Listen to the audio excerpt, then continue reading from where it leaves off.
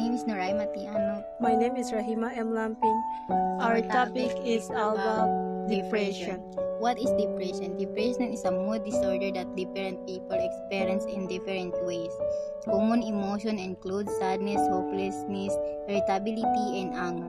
Symptoms of depression include loss of interest in favorite activities, lack of sexual desire, inability to concentrate, insomnia.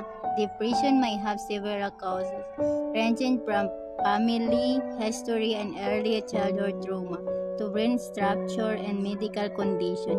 Regardless of the roots of your depression, it's important to seek help from a mental health professional if you experience depression symptoms.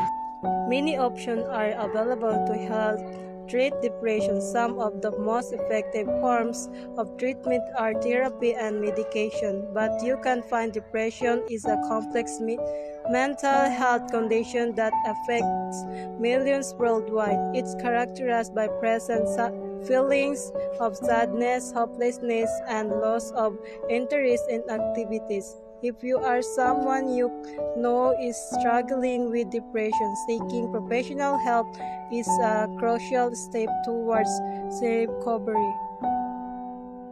Depression is complex and multifaceted issues.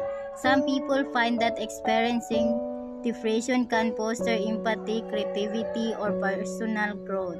Others might view it as an opportunity to reevaluate their priorities or seek support from loved ones. Depression needs the professional help, therapy, or counseling, support system, family, friends, or support groups, self-care practice, exercise, mindfulness, or relaxation techniques, patterns, and understanding. Depression starting to persist, sadness or emptiness, loss of interest in activities, change in appetite or sleep, difficulty concentrating, feelings of hopelessness. If you're experiencing these symptoms, consider reaching out to a mental health professional for support. They can help you develop coping strategy and provide guidance. Cause depression. Depression is a complex condition with no single cause, but rather a combination of factors. These factors can be biological, physiological, and social. Stressful life events, certain personality traits, genetics, and even brain chemistry imbalance can all contribute to the development of depression. Depression. Everyone experiences sadness at times, but depression is something more. Depression is extreme sadness or despair that lasts more than days.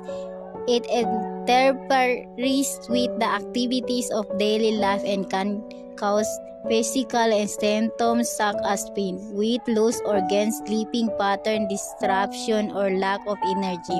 People with depression may also experience an inability to concentrate, feelings of worthlessness, or excessive guilt, and recurrent thought of death or suicide. Depression is the most common mental disorder.